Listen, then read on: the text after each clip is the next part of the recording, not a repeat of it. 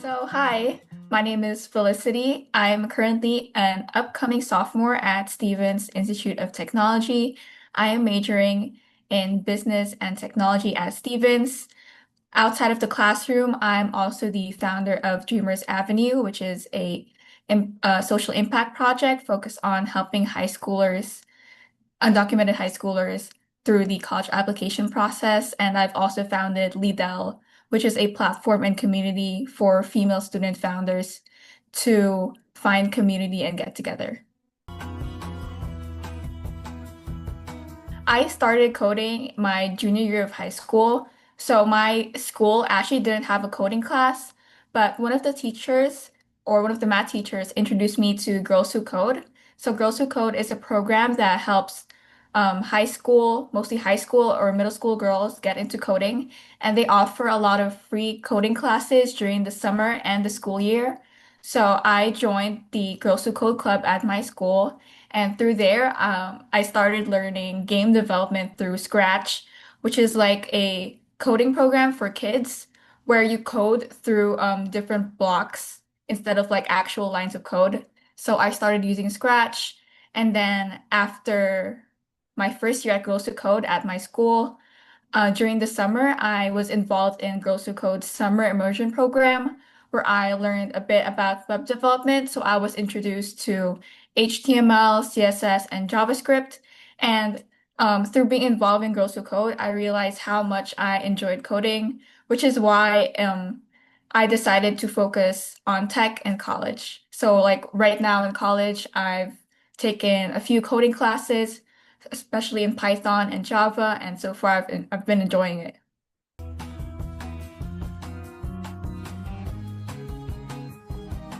When I was in high school, I was applying to colleges. I was also very lost on how I could get scholarships because the truth is, getting scholarships are pretty competitive.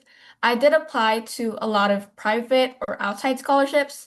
However, I wasn't able to get any because of how competitive they were. But, even if you don't get any private or outside scholarships, a lot of institutions, especially private colleges, offer institutional aid, which means that you can get scholarships through the college itself. So, for example, at Stevens, I received a merit scholarship that paid for half or more than half of my tuition, which was a really big help. And, to get like those merit scholarships from institutions, my biggest tip is to really focus on strong essays that really connect with the mission and values of that college that you're targeting, as well as, the usual things like keeping your grades up and having great extracurriculars.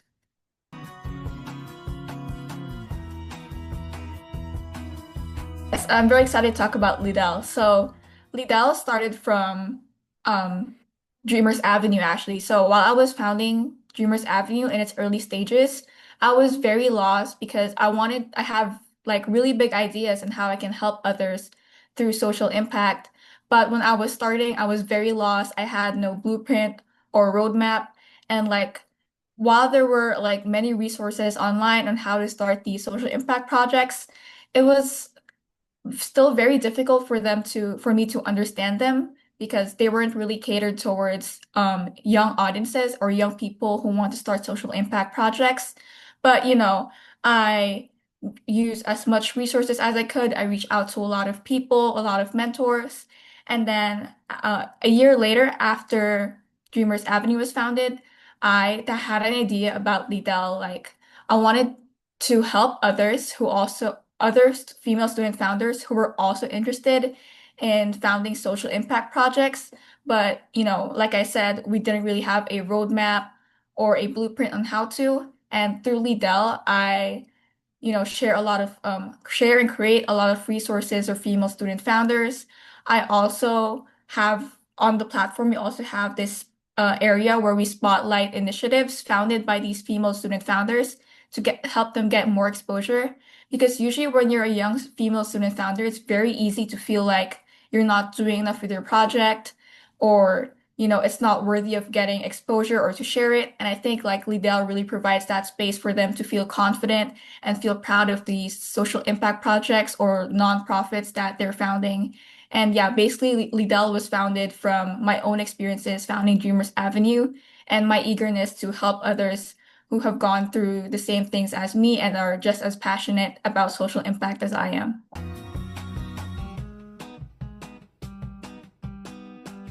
I did mention that I did learn some web development through Girls Who Code during high school.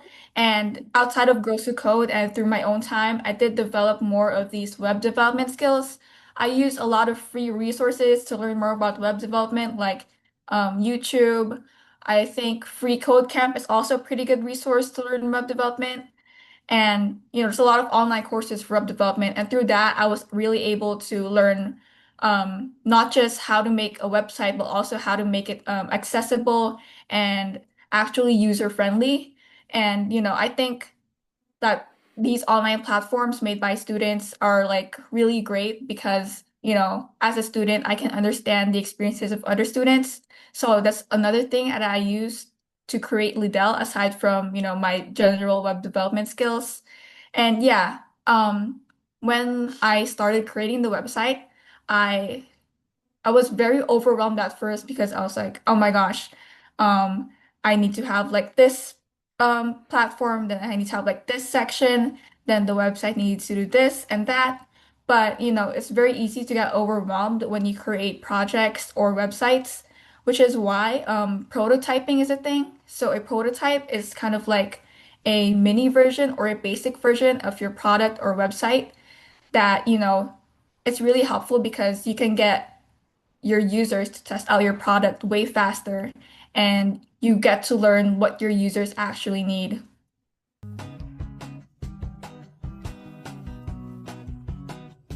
Yeah, so in the next 5 years, I definitely see myself still growing both Dreamers Avenue and Lidl. So as for Dreamers Avenue, I really want to help more high schoolers nationwide and especially partnering with high schools. And if possible, I really do want to offer scholarship opportunities to more high school students entering college because I really understand how hard it is to find scholarships, especially because, a lot of eligibility requirements are very rigid. And as for Lidl, right now, Lidl is US based. But I really dream of a future where Liddell gets to help female student founders worldwide. So with that, I really hope to get some funding from uh, I really hope to get funding for Liddell to help grow it worldwide. But right now, I'm really focusing on growing it in the United States. So Dreamers Avenue is a it's mainly a mentorship program where we connect current college students with undocumented high school students who are interested in applying to college. And the reason why this exists is because a lot of undocumented students in the United States don't really know that there are pathways for them to higher education. And, usually they really just give up on the idea of attending college when there are so much possibilities for them to attend college and even get scholarships.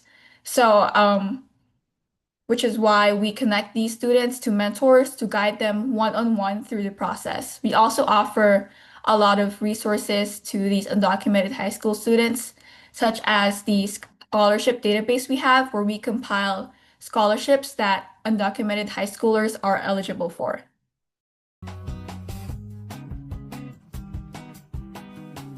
That's so real. I think a lot of people do can be afraid of public speaking, and I very much was at first, especially as someone who's introverted. And my biggest advice to people who are interested in guest speaking or public speaking and are very eager to is to just not be afraid to be yourself and really show off the things that you've done and be proud of it. And another piece of advice I would give is that your words can really inspire others. Like through my guest speaking experience, I've done a lot of guest speaking events, and I've had like students or audiences reach out to me telling them how much I've inspired them and how much help I've given them through the words I share. And that's just really what keeps me going, even if like sometimes through these guest speaking events, still feel nervous, but I always think about how I could inspire and help others.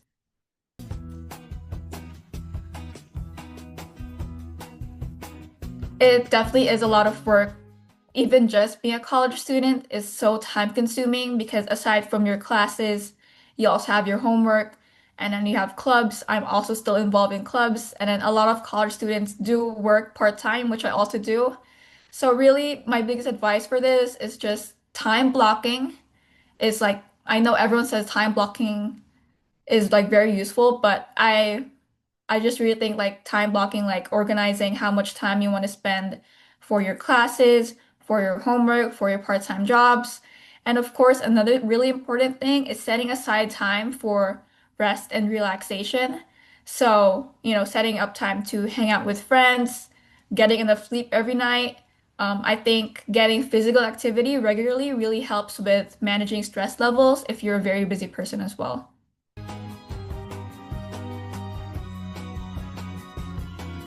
So through founding Dreamers Avenue and Leadelle, also through doing guest speaking and just being a college student, I think the biggest skill I've learned is communication or effective communication.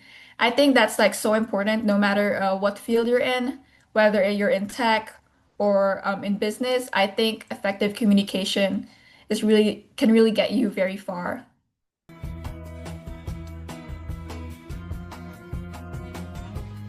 Yeah, so I often guest speak in events that are catered towards students. And the biggest advice I always give these students is to just always do what you're passionate about and what you enjoy. Because, I know that I remember when I was in high school, I was in so much pressure to do a lot of extracurriculars and achieve a lot. When I think the most important part about being a student is, learning and doing a lot of experiences because when you're young, you have a lot of room um, to explore a lot more. And I think that's the best part about being a student. You have all these resources in your college or school that you can explore and learn from. So yeah, the advice I always give is to, take this advantage of being a student where you have a lot of pathways and a lot of opportunities to learn and explore.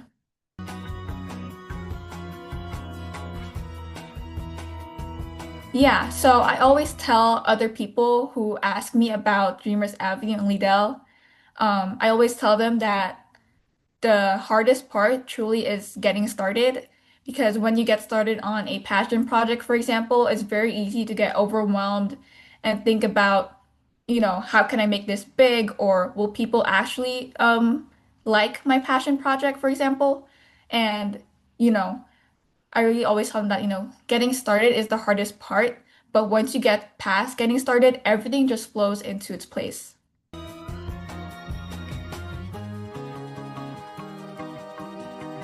So in high school, I was involved in a research cohort or program. It was called Up Next Scientist, and they basically teach high schoolers about basic science research skills. And I think it's very important for students to or not really important, but I think it's helpful for students to get involved into research because you get to dive deeper into certain subjects, which is really exciting. And aside from that, you get to share your learnings with others. I think a lot of my work truly involves helping other students um, not be afraid of reaching the things that, they want to. Like for example, through Dreamers Avenue, I've helped a lot of students um, realize that they are capable of attending college or accessing college. And through Liddell, I've also helped a lot of students realize that they're very capable of founding social impact projects or passion projects.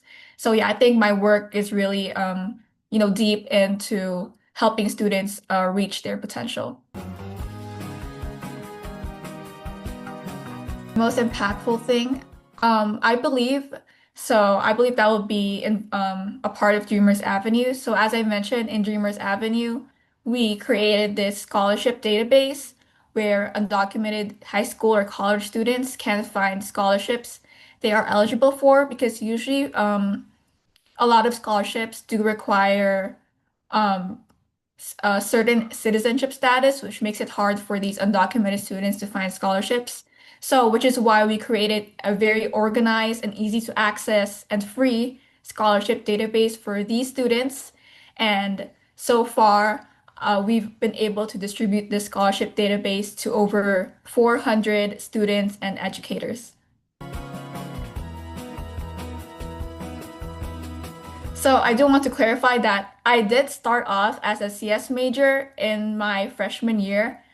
I really did enjoy like the coding classes and learning a lot about programming. However, I believe my interests lie more in the business side of the technology industry, which is why during my late second semester of freshman year, I switched to business and technology, where I get to learn more about the business side of the technology industry. Yeah, I think there's definitely a lot of differences between the business and technology major and the computer science major. So in computer science, if you're more interested in logic and hard programming and a lot of analyses and like math and stuff, I think CS would definitely be for you. But if you're more interested in knowing more about economics and marketing, but at the same time, you also want to do a bit of programming and learn a bit more about technology, but not really going into like too much logic or hard programming, then I think the business and technology major would be for you. I really love what you're doing with Think Finance. I'm really happy to see when students start their own initiative. I'm really hoping the best for Think Finance. And yeah, it was really great speaking with you. Yeah, thank you for inviting me to this interview. I'm really grateful for the opportunity to tell a bit about my story.